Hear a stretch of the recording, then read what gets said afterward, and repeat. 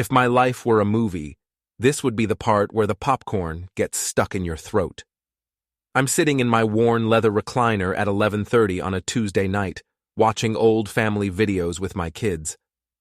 The glow from my laptop screen illuminates our faces in the darkened living room, casting shadows that dance across the walls like ghosts of better times. "Dad, maybe we should call it a night," Ross says, my 22-year-old son shifting uncomfortably on the couch beside his sister Amelia. There's something in his voice, a tremor I haven't heard since he was 12 and accidentally broke Marta's favorite vase. "Just one more," I say, clicking through the folders on the desktop.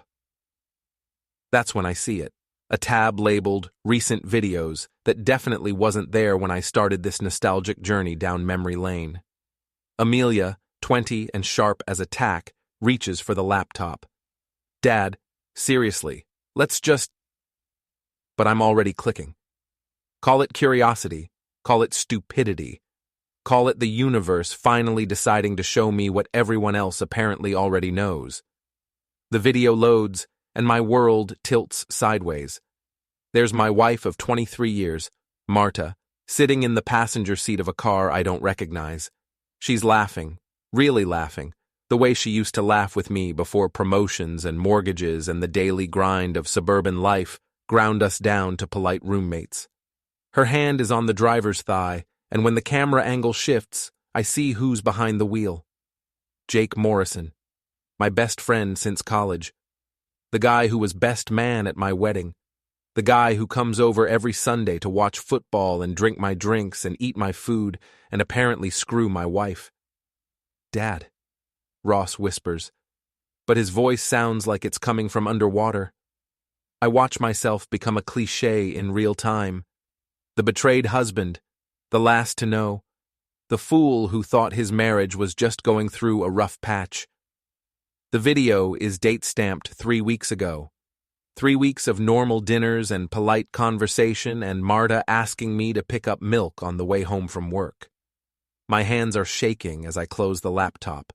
The room falls into darkness, but the image burns behind my eyelids like a camera flash.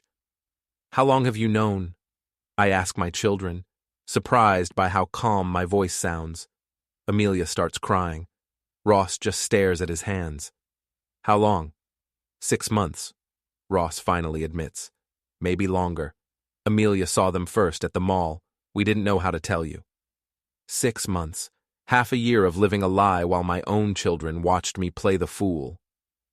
I stand up, my legs unsteady, and walk to the window. Our neighborhood looks exactly the same as it did an hour ago. Neat lawns, porch lights, the American dream in vinyl siding and 2-car garages. But everything has changed. "Where is she now?" I ask. "Book club," Amelia says through her tears. "At least that's what she told you." Book club, right. I almost laugh, but nothing about this is funny. I spend the next 3 days acting normal, while my insides churn like a washing machine full of broken glass. I go to work at Henderson & Associates, where I've been pushing numbers around spreadsheets for 15 years. I smile at my coworkers. I answer emails about quarterly projections and budget allocations. I eat lunch at my desk and pretend my world hasn't imploded. But I'm also planning. Thursday afternoon, I leave work early and drive to the clinic across town. Dr. Patricia Wells looks uncomfortable as she explains the paternity test results, but I need to hear it out loud. "I'm sorry, David," she says, sliding the papers across her desk. "The probability of paternity for Ross is 99.97%. For Tommy, it's 0.03%. Tommy. My baby boy, now 15, with Jake's green eyes that I somehow never noticed before. 15 years of Little League games and homework help and bedtime stories, and he's not even mine. I fold the papers carefully and put them in my jacket pocket. "Thank you, doctor." "David, if you need someone to talk to..." "I'm fine," I say, which is the biggest lie I've told since I promised to love and honor Marta until the end of time. Friday night, Jake comes over for our weekly poker game like nothing has changed. He brings craft drinks and his usual loud personality, slapping me on the back and asking about work like he hasn't been destroying my life for the better part of a year. "You look tired, buddy," he says, dealing the cards with practiced ease. "Everything okay at home?" The audacity is breathtaking. I study his face, the same face I've known for 25 years, looking for signs of guilt or deception. But Jake has always been good at games. "Just work stuff," I say, picking up my cards. "You know how it is." "Tell me about it. Speaking of which, Marta mentioned you might be up for a promotion soon." Of course she did, because apparently, my wife discusses our private business with her lover while they're planning my humiliation. I lose every hand that night, but I'm not really playing poker. I'm studying Jake, memorizing his tells, his habits, his weaknesses. By the time he leaves at midnight, I have the beginnings of a plan. Saturday morning, I'm in the garage when our neighbor, Mrs. Patterson, comes over with a casserole and a concerned expression. "David, honey," she says, "I hope you don't mind me saying, but I've been worried about you lately. Mrs. Patterson has lived next door for 8 years and has never brought us a casserole. She's fishing, and we both know it." "That's very kind of you," I say, accepting the dish. "But we're doing fine. It's just that I've noticed Marta's been, well, she's been going out quite a bit lately, and that friend of yours, Jake, he's been around when you're not home." Before we dive deeper into this story, I have one small request. Please subscribe, drop a like, comment, and hit that hype button to boost this channel so more people can discover these incredible Reddit stories. The Neighborhood Gossip Network is apparently more efficient than I gave it credit for. I wonder how many people know. How many of them look at me with pity when I'm mowing the lawn or getting the mail? "Jake helps out sometimes when I'm working late," I say. "He's a good friend." Mrs. Patterson nods, but her eyes say she's not buying it. "Of course, dear. Well, if you ever need anything." That night, Marta comes home from another book club meeting at 10:30, smelling like cologne that isn't mine. She kisses my cheek absently and heads upstairs, already texting someone on her phone. I wait until I hear the shower running, then I make my move. Her purse is on the kitchen counter, and inside, tucked behind her wallet, is a phone I've never seen before. A cheap, prepaid model with a cracked screen. My hands shake as I scroll through the messages. Jake. "Can't wait to see you tomorrow. David suspect anything?" Marta. "He's clueless as usual. Sometimes I think he's brain damaged." Jake. LOL. "What time can you get away?" Marta. 2 o'clock. He'll be at work. Kids at school. We'll have the house to ourselves. The messages go back months. Detailed plans for their meetings, complaints about me, discussions about their future together. In one particularly brutal exchange, Marta calls me a pathetic loser who never had any ambition, and Jake agrees that she deserves better. But the worst part isn't the insults, it's the planning. They've been discussing how to handle the divorce, how to minimize what Marta would have to pay in alimony, how to make it look like I'm the one who destroyed our marriage. The shower stops running upstairs. I quickly photograph the most damaging messages, delete the evidence of my snooping, and put the phone back where I found it. When Marta comes downstairs in her robe, I'm sitting at the kitchen table with a cup of coffee and the newspaper, the picture of domestic normalcy. "Good book tonight?" I ask without looking up. "What?" "Oh yes, we're reading something by that woman. You know, the one who wrote about the girl on the train. She can't even be bothered to come up with a convincing lie anymore." "Sounds interesting," I say. Sunday arrives like a storm front, heavy with the promise of violence. Jake comes over at noon for football, same as always, carrying a 6-pack of imported drinks and wearing a smile that makes me want to rearrange his face with a tire iron. "How's it going, buddy?" he asks, settling into what used to be his favorite chair but now feels like enemy territory. "Can't complain," I say, though I could. I could complain about a lot of things. We watched the first quarter in relative silence, the tension so thick I could cut it with a knife. During the commercial break, Jake gets up to use the bathroom and I make my decision. When he comes back, I'm holding the paternity test results. Interesting reading? Jake asks, noticing the papers in my hands.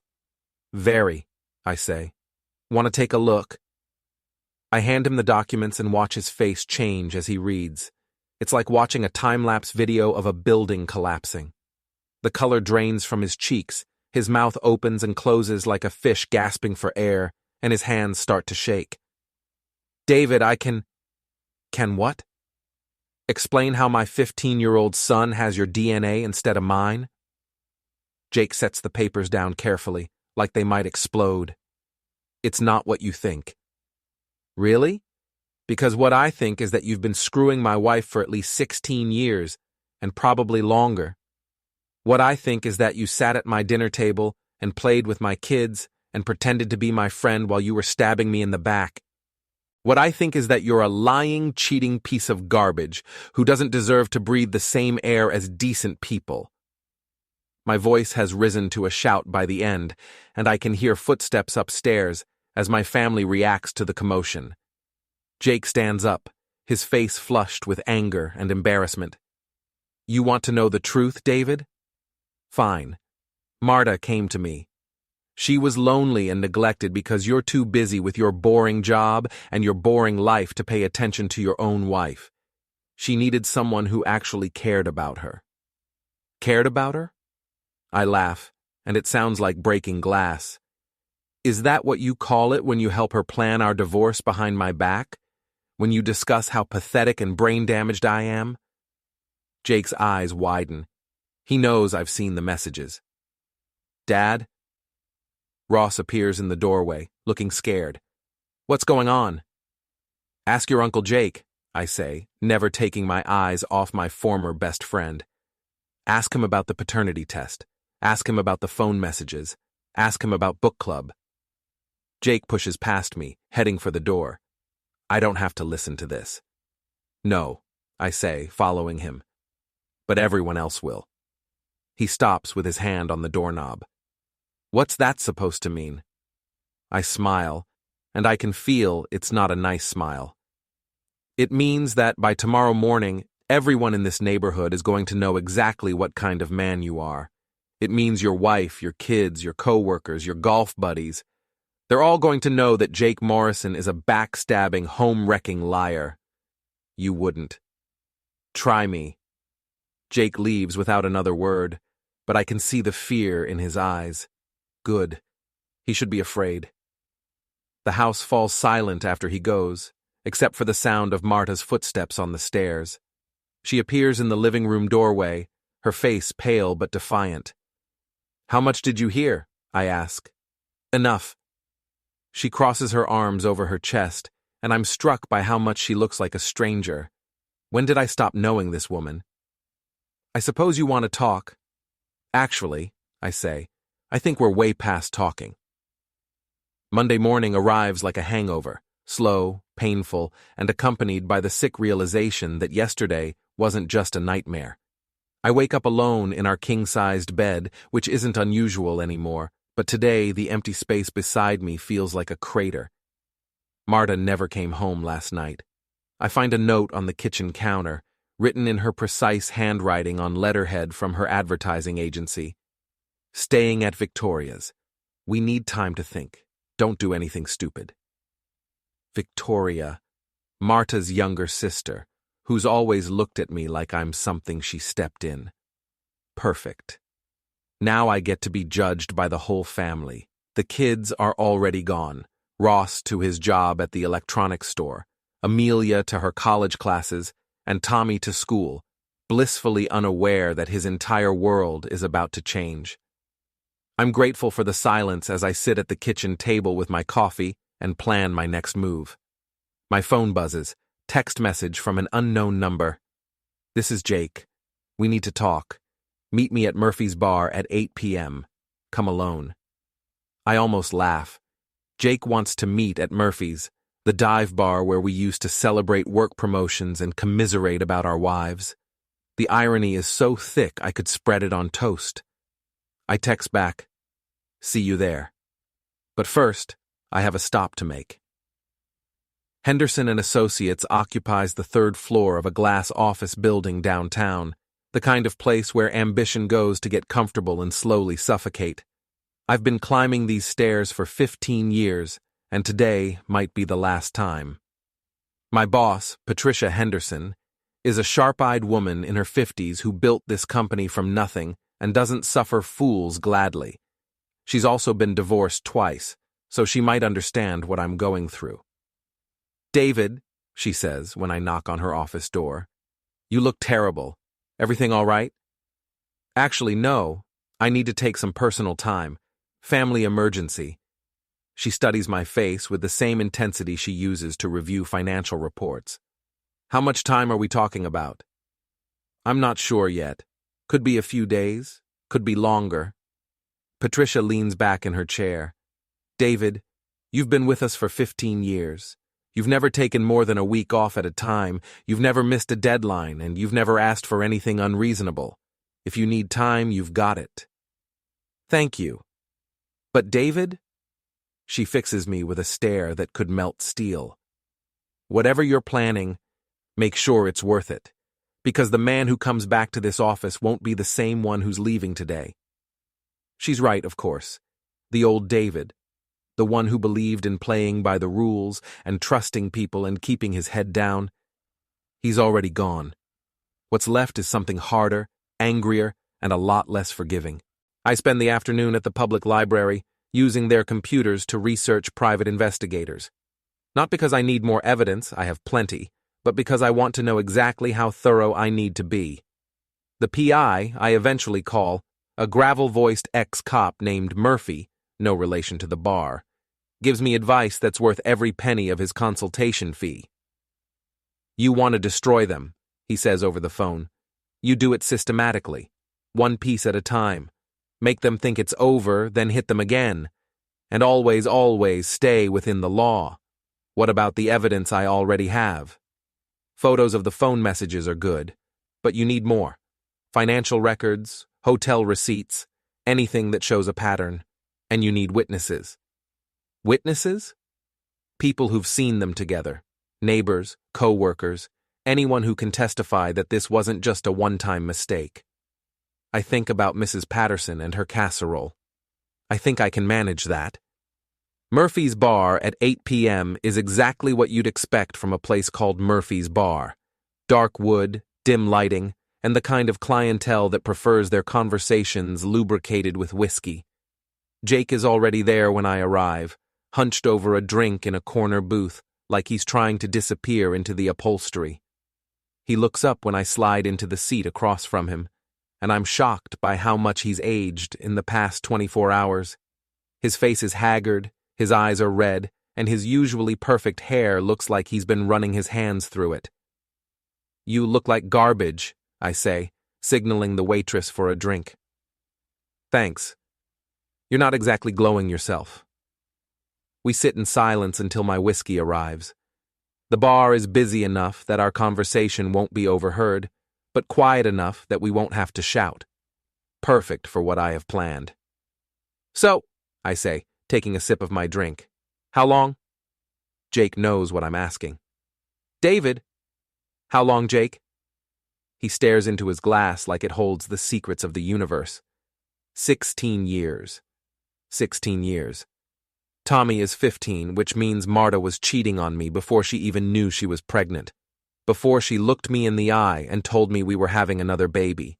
Before she let me paint the nursery and assemble the crib and pick out names. The whole time? I ask. No. It started, then stopped, then started again. It was complicated. Complicated. I taste the word like it's poison. That's one way to put it. Jake finally looks at me, and I see something that might be remorse in his eyes. Might be. I never meant for it to happen, David. It just did. 16 years doesn't just happen, Jake. 16 years is a choice. Every single day, you chose to lie to me. Every Sunday when you came to my house, every Christmas when you brought presents for my kids, every time you looked me in the eye and called me your best friend, you chose to lie. You think this was easy for me? You think I enjoyed lying to you? I think you enjoyed screwing my wife more than you hated lying to me. Jake flinches like I've slapped him. It wasn't like that. Then what was it like, Jake? Help me understand how my best friend and my wife decided to destroy my life. He takes a long pull from his drink before answering. You stopped paying attention to her, David. You got comfortable. You took her for granted. So this is my fault? I'm not saying that. I'm saying marriages are complicated. People have needs. And you were just helping her meet those needs out of the goodness of your heart? Don't be sarcastic. Why not? My whole life has been a joke for 16 years. Might as well embrace it. Jake leans forward, lowering his voice. Look, I know you're angry. You have every right to be. But we can work this out. We can figure out a way forward that doesn't destroy everyone. Everyone? You mean you. I mean all of us. Think about the kids, David. Think about what this will do to them. Now I'm angry. Really angry. The kind of angry that makes your vision blur and your hands shake. Don't you dare talk to me about my children. Don't you dare sit there and pretend you care about them after what you've done. Tommy is my son too. The words hang in the air between us like a challenge. Jake realizes his mistake immediately, but it's too late to take it back. I stand up slowly, pulling out my wallet and throwing a 20 on the table. No, Jake. Tommy is my son. I raised him. I was there for every nightmare, every scraped knee, every school play. You were just the sperm donor. David, wait. But I'm already walking away. Behind me, I hear Jake call my name, but I don't turn around. I have work to do. Tuesday morning, I start making calls. First, I contact a divorce attorney recommended by Murphy, the PI. Margaret Chen is a shark in a business suit, with a reputation for destroying cheating spouses and a fee structure that makes my eyes water. But she's worth every penny. I've reviewed the evidence you sent over, she says during our phone consultation. The paternity test, the photographs of the text messages, the timeline you've constructed. It's comprehensive. Is it enough? More than enough. With evidence like this, we can argue for adultery, fraud, and intentional infliction of emotional distress. In this state, that means she gets nothing. Nothing? Nothing. No alimony, no share of your retirement accounts, no claim on the house. She'll be lucky to get visitation rights with the children. It's exactly what I wanted to hear, but it doesn't make me feel as good as I thought it would. Maybe because revenge is supposed to be a dish best served cold, and I'm still burning hot with rage. Next, I call Ross at work. Dad, is everything okay? I need you to do something for me, I say. Tonight, after your mother comes home, I want you and Amelia to sit down with her and Tommy. Tell them everything. About the affair, about the paternity test, about all of it. Dad, I don't think... Ross, she's going to try to control the narrative. She's going to try to make this my fault, or make it seem like it wasn't as bad as it was. I need you to tell the truth before she has a chance to spin it. There's a long pause. What are you going to do? What I should have done 16 years ago. That afternoon, I drive to Jake's office. Morrison Tech Solutions occupies a suite in one of those generic office parks that sprouted up during the dot-com boom and never quite died. Jake's company provides IT support for small businesses, which means he spends his days fixing computers and pretending to understand cloud storage. The receptionist, a young woman with purple hair and multiple piercings, looks up when I enter. I'm here to see Jake Morrison, I say. Do you have an appointment? Tell him David Walsh is here. Tell him it's about the paternity test. Her eyes widen slightly, but she picks up the phone. A moment later, Jake appears in the lobby, looking even worse than he did last night. David, what are you doing here? We need to finish our conversation. He glances around the lobby, aware that we're attracting attention. Let's go to my office. Jake's office is exactly what I expected. Motivational posters, family photos, including several of him with my wife, and enough computer equipment to launch a space shuttle. He closes the door and turns to face me. Look, I've been thinking about what you said last night. I pull out my phone and show him the screen. It's a group text message, ready to send, with a contact list that includes his wife, his children, his business partners, and half the people in our neighborhood. What is that? He asks. It's the truth, I say. About you, about Marta, about Tommy, about 16 years of lies.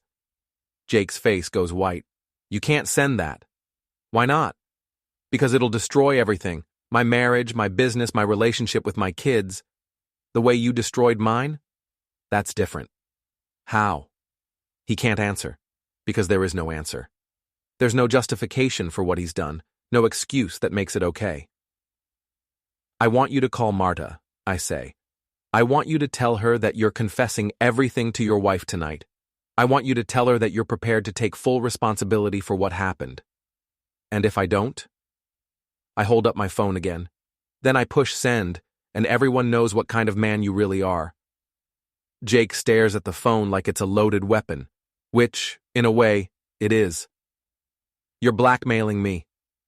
I'm giving you a choice. You can control how this story gets told, or I can control it. But either way, it's getting told.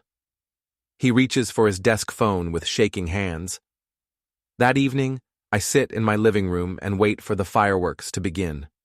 Through the thin walls of our suburban home, I can hear voices in the kitchen. Ross and Amelia talking to Marta and Tommy, just like I asked them to. At first, the conversation is quiet, almost normal. Then I hear Marta's voice rise in anger, followed by Tommy's confused questions and Amelia's patient explanations. The sound of chairs scraping against the floor, a door slamming. My phone rings. It's Jake. I did what you asked, he says. I told Linda everything. She's leaving me, taking the kids. I'm sorry to hear that. No, you're not. He's right. I'm not sorry at all. What happens now? Jake asks. Now you disappear. You leave town, you start over somewhere else, and you never contact my family again. David, those are the terms, Jake. Take them or leave them. The line goes quiet for a long moment. Then, I'll need time to settle my affairs here. You have 1 week. I hang up and pour myself a drink. Outside, I can see Mrs. Patterson peering through her curtains, probably wondering about all the shouting. Tomorrow, she'll know everything. Tomorrow, the whole neighborhood will know. My phone buzzes with a text from Marta. We need to talk. Now. I text back. I think we're past talking. But she's already walking through the front door, her face flushed with anger, and her eyes bright with unshed tears. Behind her, I can see Tommy sitting in his car in the driveway, probably too shocked to move. How dare you, she says, her voice shaking with rage. How dare you turn my children against me? Our children. And I didn't turn them against you. You did that all by yourself. This is between you and me, David. You had no right to involve them. I had every right. They're my kids too, Marta. Even Tommy, despite what his DNA says. She flinches at that, but recovers quickly. So, what's your plan? Destroy everyone who ever cared about you? Make sure you're completely alone? I'm already alone. I've been alone for 16 years. I just didn't know it.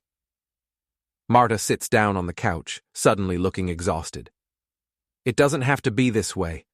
We can work through this. Work through 16 years of lies? Work through the fact that my best friend is the father of my youngest son? Work through the fact that you've been planning to divorce me and take everything I've worked for? Her eyes widen. How do you... I know about the second phone, Marta. I know about the messages. I know about all of it. She's quiet for a long moment, staring at her hands. When she finally speaks, her voice is barely a whisper. I never meant for it to go this far. But it did. And now we have to live with the consequences. What do you want from me, David? You want me to grovel? You want me to beg for forgiveness? I want you to pack your things and get out of my house.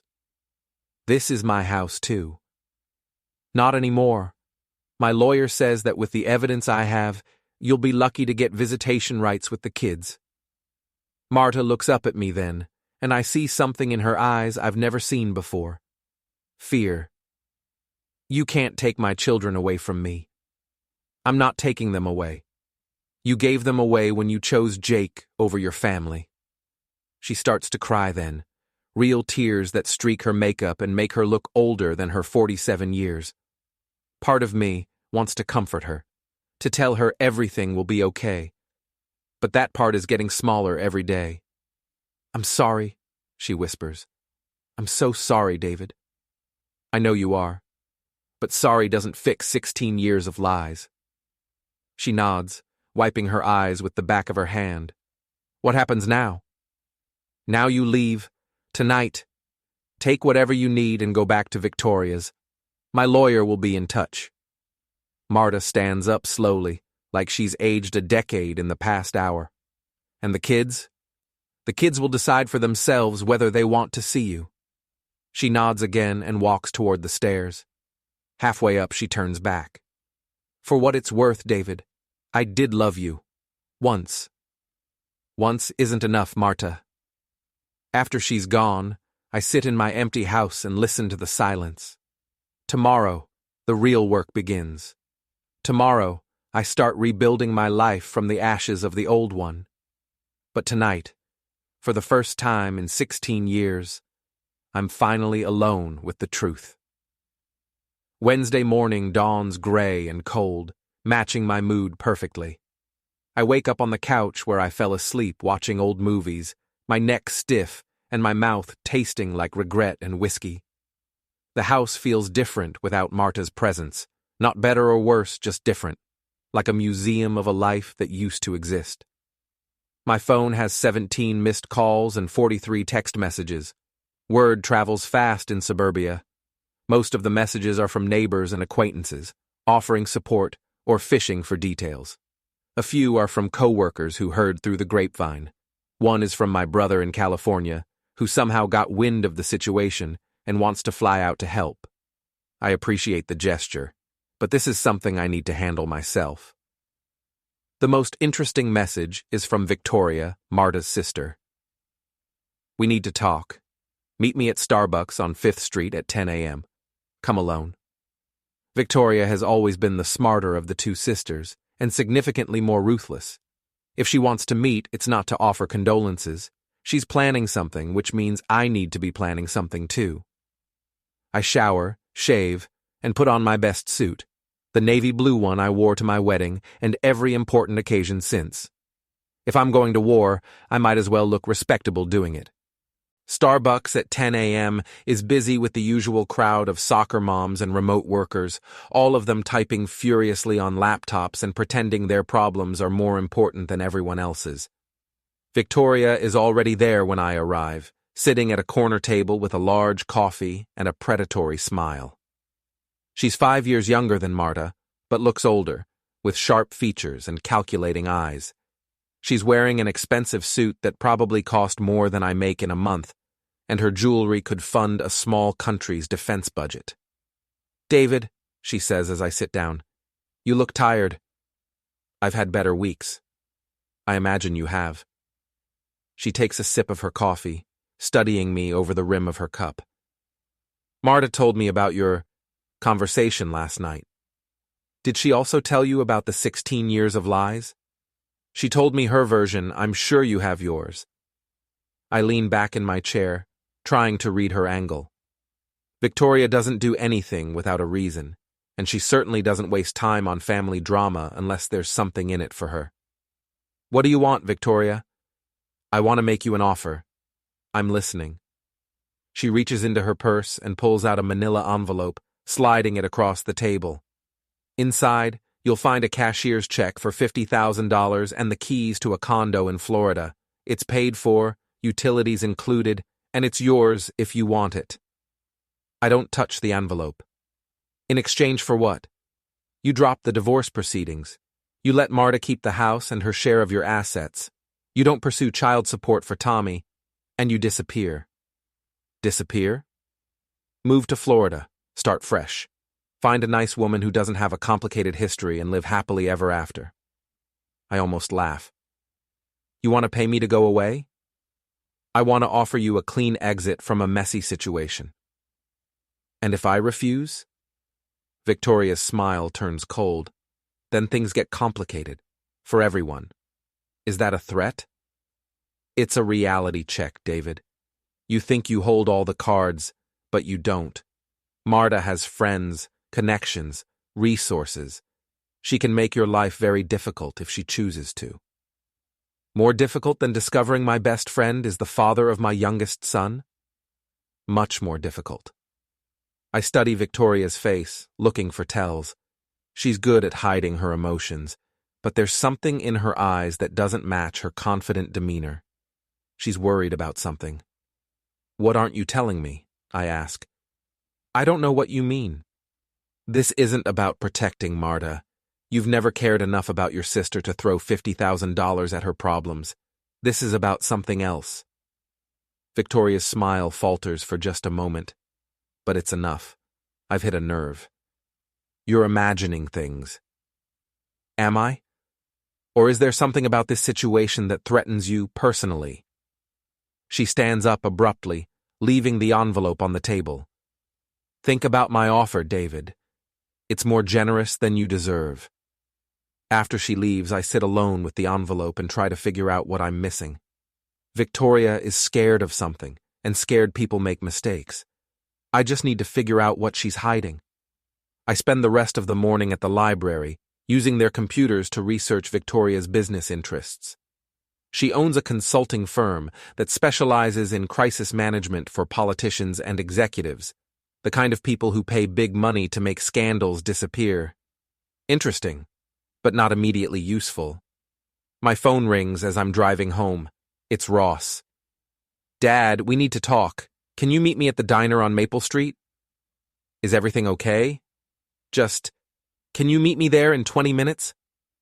The diner is one of those old-fashioned places with red vinyl booths and waitresses who call everyone Hon. Ross is already there when I arrive, stirring sugar into a cup of coffee and looking like he hasn't slept in days. You look terrible, I say, sliding into the booth across from him. Thanks. You too. We sit in awkward silence until the waitress brings me coffee. Ross waits until she's gone before speaking. Tommy knows, he says. Knows what? About Jake, about the paternity test, about everything. My stomach drops. How? Amelia told him. She thought he had a right to know. How's he taken it? Ross laughs, but there's no humor in it. How do you think? His whole life just got turned upside down. The man he thought was his father isn't, and the man who is his father is someone he's supposed to hate now. I'm still his father, Ross. DNA doesn't change that. Try telling him that. He's not talking to anyone right now. Won't come out of his room, won't go to school. Mom's worried sick. Where is your mother? Still at Aunt Victoria's. But she wants to come home, Dad. She wants to try to work things out. I take a sip of my coffee, buying time to think. And what do you want, Ross? I want my family back. I want things to go back to the way they were before all this happened. That's not possible. Why not? People make mistakes, Dad. People forgive each other and move on. This wasn't a mistake, Ross. This was 16 years of deliberate deception. So what? You're just going to throw away 23 years of marriage? You're going to destroy our family because Mom made some bad choices? I can hear the desperation in his voice, and it breaks my heart. But I can't go back to pretending everything is normal. I won't. Your family isn't destroyed, Ross. It's just different now. Different? Dad, Tommy won't even look at me. Amelia's crying all the time. Mom's falling apart. And you're sitting here talking about lawyers and revenge like this is some kind of game. This isn't a game. Then what is it? I stare out the window at the parking lot, watching people go about their normal lives. It's justice. Justice? Or just revenge? Maybe they're the same thing. Ross shakes his head. I don't even know who you are anymore. I'm the same person I've always been. I'm just not pretending anymore. He stands up, throwing a $5 bill on the table. The dad I knew wouldn't destroy his family to make a point. The dad you knew was a fool. After Ross leaves, I sit in the empty diner and try to convince myself I'm doing the right thing. But his words echo in my head. I don't even know who you are anymore. Maybe that's the point. Maybe the old David, the trusting, forgiving, turn-the-other-cheek David, needed to go away so the new one could survive. That afternoon, I drive to Jake's house for the first time since Sunday's revelation. His wife Linda's car is gone, and there's a for sale sign on the front lawn. Jake is loading boxes into a moving truck, looking like a man who's lost everything, which I suppose he has. Moving day? I ask, getting out of my car. Jake looks up, sweat beading on his forehead despite the cool weather. David, I wasn't expecting you. Just wanted to see how the packing was going. Almost done. I'll be out of town by Friday like we agreed. I walk closer, noting the exhaustion in his eyes and the way his hands shake when he lifts the boxes. Where are you going? Phoenix. I have a cousin there who might be able to help me find work. And Linda? Filed for divorce yesterday. She's taking the kids and moving in with her mother in Michigan. I should feel satisfied. This is what I wanted. Jake's life destroyed the way he helped destroy mine. But looking at him now, broken and defeated, I mostly feel empty. Any regrets? I ask. Jake sets down the box he's carrying and looks at me directly. Every day for 16 years. Then why didn't you stop? Because I'm weak. Because it was easier to keep lying than to face the truth. Because I convinced myself that what you didn't know wouldn't hurt you. But it did hurt me. I know that now.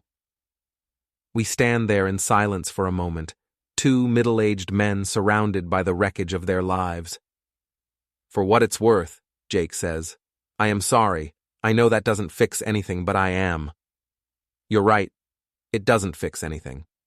He nods and goes back to loading boxes. I watch him for a few minutes, then get in my car and drive away. I don't say goodbye. Thursday brings a call from Margaret Chen, my divorce attorney. I've filed the papers, she says. Marta should be served by the end of the day. How long before it's final? In this state, with uncontested adultery and the evidence we have, we can probably wrap it up in 90 days. Maybe less. And the financial settlement? Like I told you before, she gets nothing. The house, the retirement accounts, the savings, it all stays with you. She'll have to pay her own legal fees. It's everything I wanted to hear, but it doesn't make me feel as good as I thought it would. That evening, I'm sitting in my home office paying bills when I hear a car in the driveway. Through the window, I see Marta getting out of Victoria's BMW, carrying a small suitcase. She uses her key to let herself in, and I hear her footsteps in the hallway. David? She calls. Can we talk? I find her in the living room, sitting on the edge of the couch like she's not sure she's welcome in her own home, which, legally speaking, she's not. You were served today, I say. She nods. I know, I saw the papers. And I want to fight it. I want to contest the divorce. On what grounds? Irreconcilable differences. No fault. I'll give up any claim to alimony, but I want to keep the house. I sit down in my chair, studying her face. She looks older than she did a week ago, worn down by stress and guilt and sleepless nights. Why? Because this is my home too, David. Because I have just as much right to be here as you do. You gave up that right when you chose Jake over your family. I never chose Jake over my family. I made a mistake, a terrible, ongoing mistake, but I never stopped loving you or the kids. You have a funny way of showing love. Marta stands up and walks to the mantel, where our wedding photos used to be displayed. I took them down on Tuesday and put them in a box in the basement. I know you hate me, she says without turning around. I know you think I'm a terrible person who doesn't deserve forgiveness. And maybe you're right, but I'm asking for a chance to make things right. How? How do you make 16 years of lies right? I don't know, but I have to try. She turns to face me, and I can see tears in her eyes. Real tears, not the calculated ones she used when she wanted something. I've lost Jake. I've lost my children's respect. I've lost my marriage. I can't lose my home, too. You should have thought about that before you decided to have an affair. You're right, I should have. But I can't change the past, David. None of us can. All we can do is try to move forward. Some things can't be forgiven, Marta. Can't. Or won't. Before I can answer, we hear the front door open. Tommy walks in, still wearing his school backpack, and stops short when he sees both of us. Oh. Hi. Hi, sweetheart, Marta says, her voice breaking slightly. How was school? Tommy shrugs. Fine. He starts to head upstairs, but Marta stops him. Tommy, wait, can we talk?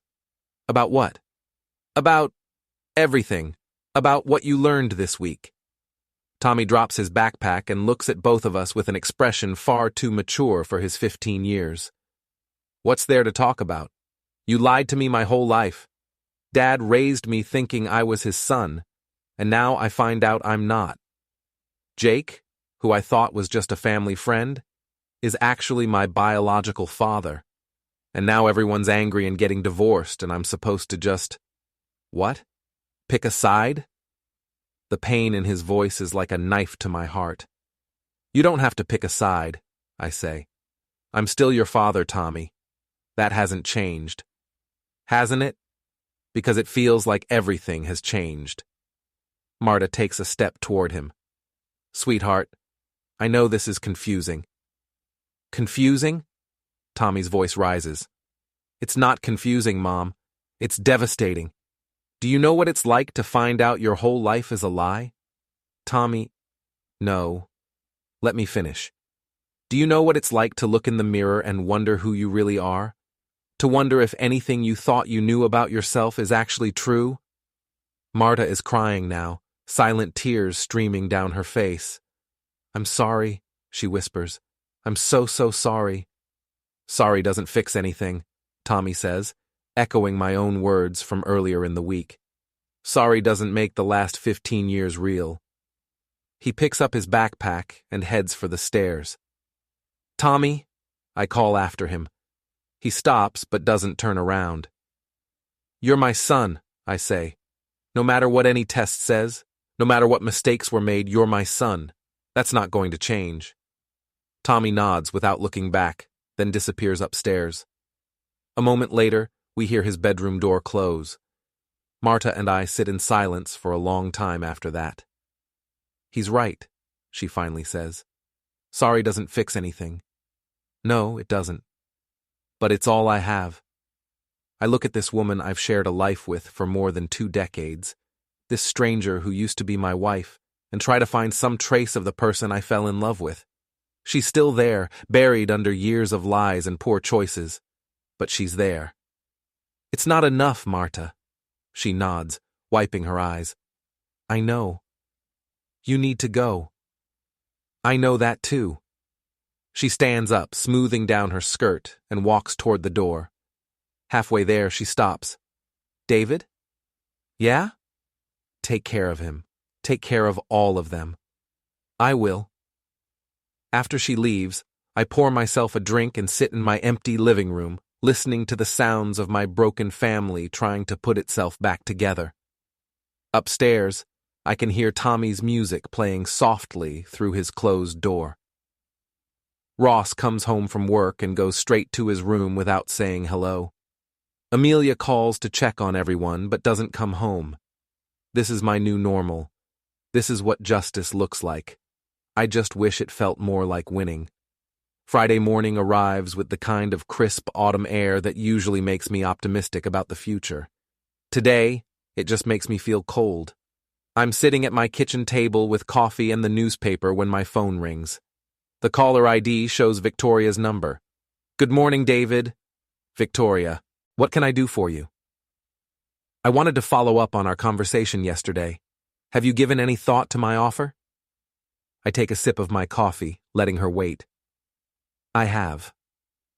And I think $50,000 is insulting. If you want me to disappear, it's going to cost you a lot more than that. There's a pause on the other end of the line. How much more? 200,000, and I want to know why you're so eager to get rid of me. David, be reasonable. I am being reasonable. You came to me with this offer, which means you need something from me. That makes me curious about what you're really afraid of. Another pause, longer this time. I'm not afraid of anything. Everyone's afraid of something, Victoria. The question is whether it's worth $200,000 to keep it quiet. I'll need time to consider your revised terms. You have until Monday. After that, the price goes up. I hang up before she can respond. Whatever Victoria is hiding, it's big enough that she's willing to pay to keep it secret. That makes it valuable, and valuable information is the best kind of leverage. My phone buzzes with a text from Ross. Dad, can you meet me at the house at 2 p.m.? There's something I need to show you. I text back, I'll be there. The rest of the morning passes slowly. I clean the house, do laundry, and try to pretend I'm not waiting for the other shoe to drop. Because in my experience, when your son asks you to meet him to see something, it's never good news. At 2 o'clock sharp, I pull into my own driveway and find Ross waiting on the front porch with a manila envelope in his hands. He looks nervous, which immediately puts me on edge. What's in the envelope? I ask. Something Amelia found in Mom's things when she was packing. He hands me the envelope, and I can feel there are photographs inside. My stomach clenches as I open it and pull out a stack of pictures. The first few are innocent enough, family photos from various vacations and holidays over the years. But as I flip through them, the images become more troubling. Photos of Marta and Jake together at restaurants, at hotels, at places I've never been. Photos that span years, documenting their relationship in excruciating detail. Where did these come from? I ask. Mom's closet, hidden in a shoebox behind her winter coats. Amelia was helping her pack and found them by accident. I continue flipping through the photos, and my hands start to shake. Because these aren't just pictures of an affair. They're pictures of a life, a parallel existence that Marta and Jake built together while I was working late and raising their son and playing the fool. There's more, Ross says quietly. At the bottom of the stack, I find a small key attached to a piece of paper with an address written on it. The address is for a storage facility across town. Did you? Not yet. I wanted to wait for you. We drive to the storage facility in silence, both of us dreading what we might find. The key opens Unit 247, a small space about the size of a walk-in closet. Inside, we find boxes of documents, more photographs, and what appears to be financial records. Ross helps me carry everything to my car, and we drive back to the house without speaking. It's not until we're sitting in my living room, surrounded by evidence of my wife's double life, that the full scope of their deception becomes clear. The financial records show that Marta and Jake have been planning for years. Joint savings accounts I never knew existed. Investment properties purchased in both their names. Even a life insurance policy on me, with Marta as the beneficiary. Dad, Ross says, his voice barely above a whisper. Look at this. He hands me a folder labeled Divorce Strategy. Inside, I find detailed plans for ending our marriage in a way that would leave me with nothing. Notes about hiding assets, manipulating custody arrangements, and even suggestions for how to make me look like an unfit father. But the most damaging document is a letter from Victoria to Marta, dated 6 months ago. The private investigator we discussed has agreed to fabricate evidence of David's infidelity.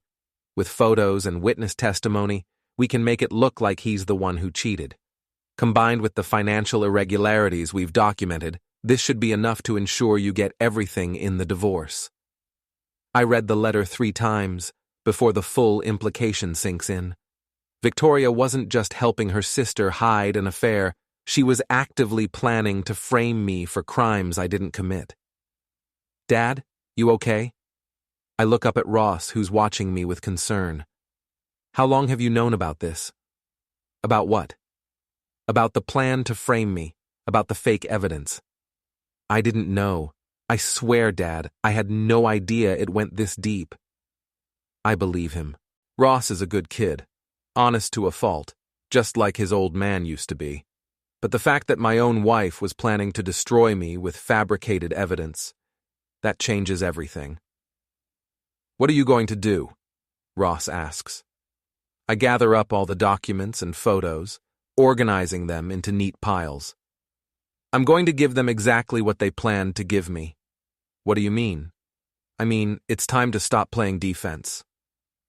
That evening, I call Margaret Chen at home. David, it's Friday night. This better be important. It is. I need to see you first thing Monday morning, and I need you to bring someone who specializes in criminal fraud. Criminal fraud? What are you talking about? I give her a brief overview of what Ross and I discovered, and I can practically hear her taking notes. David, if what you're telling me is true, we're not just talking about divorce anymore. We're talking about conspiracy, fraud, potentially even attempted extortion. I know. This could mean criminal charges for both Marta and Victoria. I know that too. There's a long pause. Are you sure you want to go down this road? Once we involve law enforcement, there's no going back. I think about Tommy, confused and hurt. I think about Ross and Amelia, caught in the middle of their parents' war. I think about 16 years of lies in the life insurance policy and the fake evidence Victoria was planning to use against me. I'm sure. Saturday passes quietly. I spend most of the day organizing the evidence we found, creating a timeline of Marta and Jake's relationship and Victoria's involvement in their scheme. By evening, I have a comprehensive file that would make a prosecutor weep with joy. Tommy comes downstairs around dinner time, looking pale and thin. He's barely eaten since learning the truth about his parentage, and I'm starting to worry about him. Hey, I say. Hungry? He shrugs. I guess. I make grilled cheese sandwiches and tomato soup, comfort food from when he was little and the world made sense. We eat in silence for a while before he finally speaks. Dad? Yeah? Are you really my father? The question hits me like a physical blow. What do you mean? I mean, if Jake is my biological father, and you're divorcing Mom, what does that make me? Am I still your son? Or am I just some kid you got stuck raising? I set down my spoon and look at this boy, this young man, who I've loved and worried about and been proud of for 15 years. Tommy, listen to me very carefully. You are my son, not because of DNA or biology or any test results. You're my son because I chose you every single day for 15 years. I chose to love you, to raise you, to be proud of you. That doesn't change because of some mistake your mother made. But Jake? Jake is a sperm donor, that's all. I'm your father. Tommy nods, but I can see he's still struggling with the concept. What if he wants to see me? What if he tries to be part of my life? Jake is leaving town. He won't be bothering any of us anymore. Good, Tommy says with surprising vehemence. I hate him. You don't hate him. Yes, I do. I hate him for lying to me. I hate him for hurting you. And I hate him for making everything so complicated. I understand the feeling. Hate is a heavy burden to carry, Tommy. Don't let it weigh you down. Then what am I supposed to feel? Whatever you need to feel. Anger, sadness, confusion. It's all normal, but don't let it consume you. We finish dinner in comfortable silence, and for the first time in a week, I feel like maybe we're going to be okay. Sunday morning, Victoria calls again. I've considered your terms, she says without preamble. And? $150,000. That's my final offer. 200, like I said. Plus, I want to know what you're hiding. David, you're being unreasonable. Am I? Because I found some very interesting documents yesterday. Documents that suggest you and Marta were planning to frame me for infidelity using fabricated evidence. The silence on the other end of the line stretches so long, I wonder if she's hung up. I don't know what you're talking about, she finally says, but her voice lacks conviction. Sure you do. Private investigators, fake photos, witness testimony. Very thorough plan, Victoria. Very illegal. You can't prove anything. Actually, I can.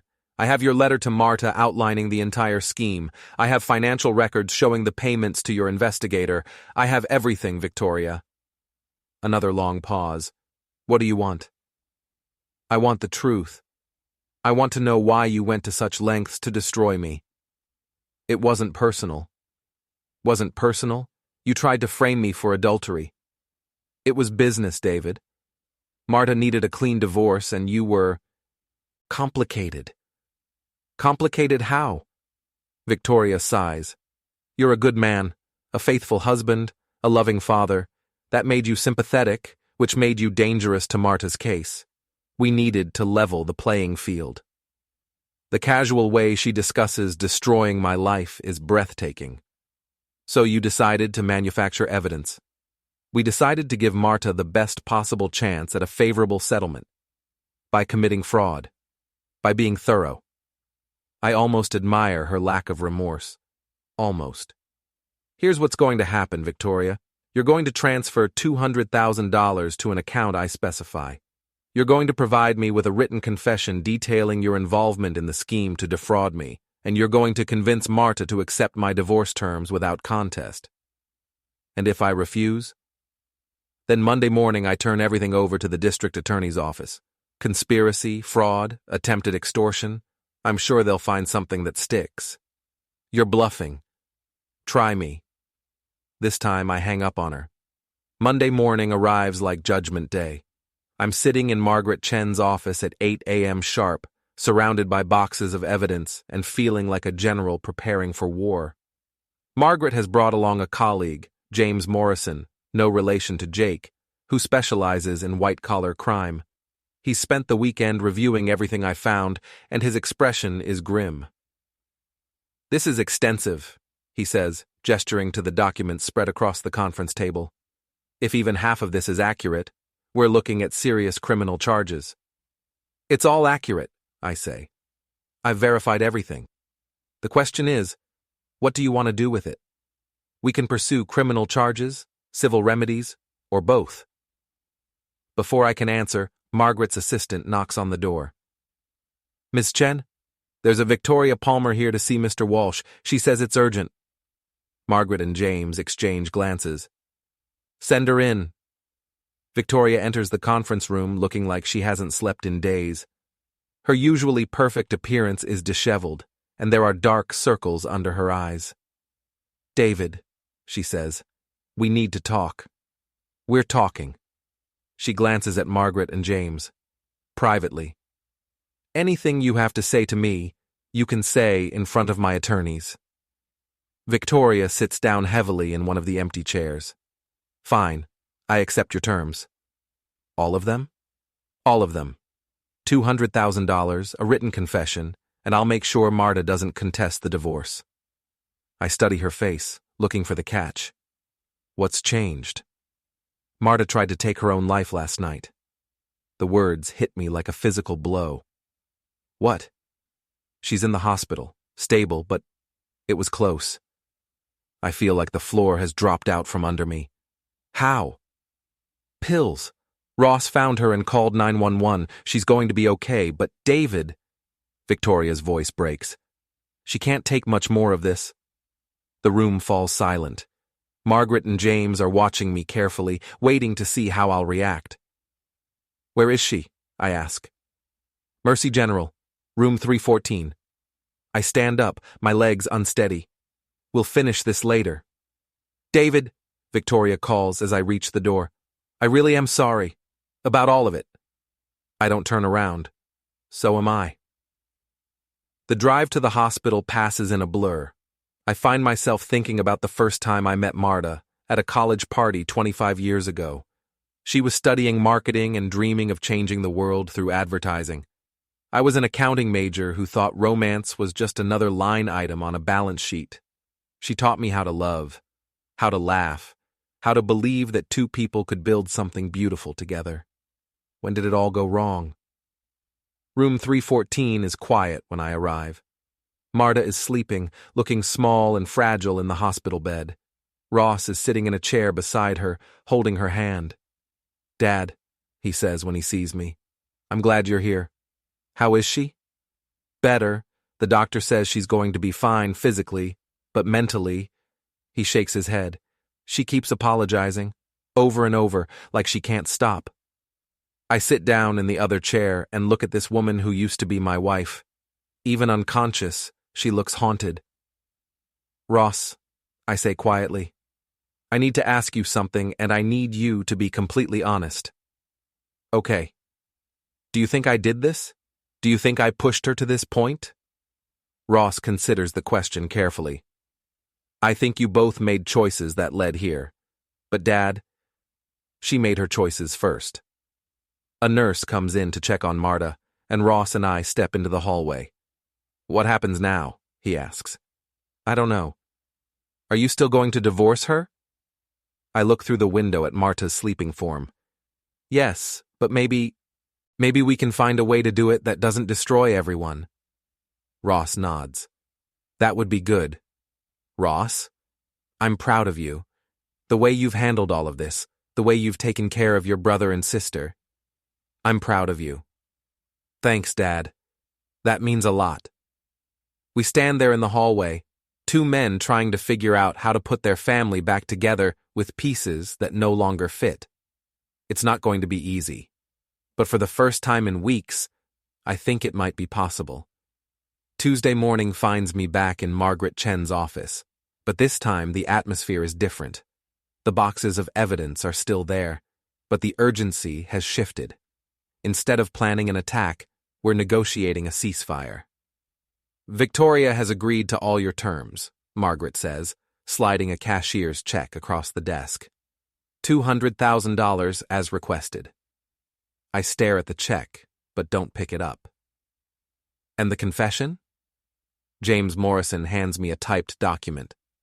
"She's admitted to conspiracy to commit fraud, obstruction of justice, and attempted extortion. It's comprehensive." "What about criminal charges?" "That's up to you," Margaret says. "With her confession and the evidence you've gathered, the district attorney would have a solid case. But given your wife's current condition..." She doesn't need to finish the sentence. Marta is still in the hospital, under psychiatric observation. Adding criminal charges to her current state might push her over the edge permanently. I need time to think. "Of course. But David, you should know that Victoria's confession implicates Marta as well.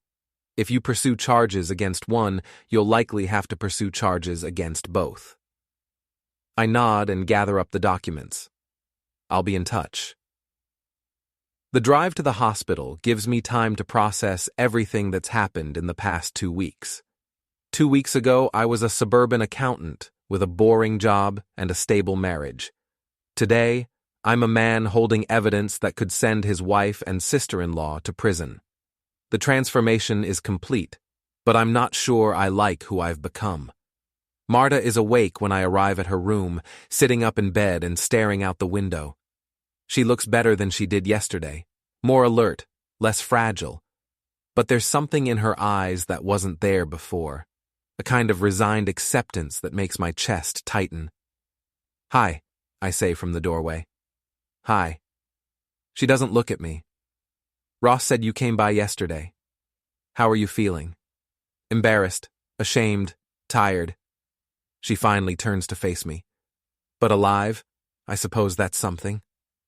I sit in the visitor's chair, the same one Ross occupied yesterday. "Marta, we need to talk." "I know. Victoria told me about her confession." "Did she tell you what was in it?" Marta nods.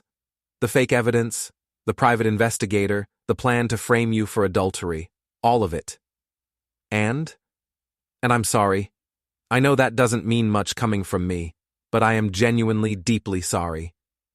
I study her face, looking for signs of deception or manipulation, but all I see is exhaustion and regret. Why, Marta? Why go that far? She's quiet for a long moment, picking at the hospital blanket with nervous fingers. Because I was scared. Because I knew that if the truth came out, I'd lose everything. The house, the kids, my reputation. I thought if I could make it look like we were both at fault. You thought you could get away with it. I thought I could minimize the damage. To yourself. To everyone.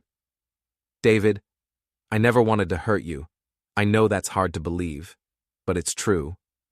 I almost laugh. You had an affair for 16 years, planned to frame me for infidelity, and tried to steal everything I've worked for. But you never wanted to hurt me? I wanted to have it all. I wanted Jake, but I also wanted the life we built together. I thought I could keep both. And when that became impossible, I panicked. I made terrible decisions and I hurt everyone I care about. We sit in silence for a while, the weight of 23 years of marriage hanging between us like a curtain. What happens now? She asks. Now we get divorced. Quietly, without destroying each other. And the criminal charges? I haven't decided yet. Marta nods. I understand. Whatever you choose, I'll accept it. Will you? I don't have much choice, do I? Before I can answer, there's a knock on the door. Tommy peeks his head in, looking uncertain. Is it okay if I come in? Of course, Marta says, her face lighting up for the first time since I arrived. Tommy enters slowly, like he's approaching a wild animal that might bolt. He's carrying a small bouquet of flowers from the hospital gift shop. I brought these, he says, setting them on the bedside table. They're beautiful, thank you. Tommy sits on the edge of the bed, careful not to disturb the medical equipment. Mom, why did you do it? The question hangs in the air like smoke. Marta looks at her son, our son, with tears in her eyes. Because I was selfish and stupid, and I thought I could have everything without consequences. But you knew it would hurt, Dad. You knew it would hurt all of us. I told myself it wouldn't matter if you never found out. I convinced myself that what you didn't know couldn't hurt you. Tommy considers this. But we did find out. Yes, you did. And it does hurt. Yes, it does. Tommy reaches over and takes his mother's hand. I'm still angry with you. I know. And I don't know if I can forgive you. I know that too. But I don't want you to hurt yourself anymore. Promise me you won't do anything like this again. Marta squeezes his hand. I promise. Good, because even though I'm angry, I still love you, and I need you to be okay. Marta starts crying then, quiet tears that speak of relief and gratitude and overwhelming shame. Tommy awkwardly pats her shoulder, and I'm struck by how much older he seems than his 15 years. I love you too, she whispers. More than you'll ever know. I watch this interaction between my wife and son, and I realize something important. Revenge might be satisfying, but it's not healing. What my family needs now isn't more pain. It's the chance to rebuild. Marta, I say, I've made a decision about the criminal charges. Both she and Tommy look at me with a mixture of hope and fear. I'm not going to pursue them. Marta's shoulders sag with relief. Thank you. But there are conditions. Name them. You accept the divorce terms without contest. You get counseling, real counseling, not just the mandatory sessions the hospital requires, and you stay away from Victoria. Done. And Marta? If you ever try to manipulate our children or turn them against me, all bets are off. I'll file those charges so fast it'll make your head spin. I understand. Tommy looks between us. So what does this mean? For our family? It means we're going to be different, I say. It means your parents aren't going to be married anymore, but we're still going to be your parents. It means we're going to have to figure out new ways to love and support each other. Can we do that? I look at Marta, this woman who betrayed me and lied to me and nearly destroyed me. This woman who also gave me 3 beautiful children and 23 years of mostly good memories. I think so, I say, if we all work at it. 3 months later, I'm sitting in my lawyer's office signing the final divorce papers. The process was surprisingly smooth once Marta stopped fighting it. She moved into a small apartment across town, started therapy, and began the long process of rebuilding her relationship with our children. Victoria transferred the money as promised, then quietly left town. I heard through the grapevine that she sold her business and moved to Seattle, presumably to start over somewhere her reputation hadn't preceded her. Jake never did make it to Phoenix. According to mutual friends, he got as far as Denver before his car broke down, and he ran out of money. Last I heard, he was working at a gas station and living in a motel, a far cry from the successful businessman who used to drink my drinks and eat my food and sleep with my wife. I should feel more satisfied about his downfall, but mostly I just feel tired.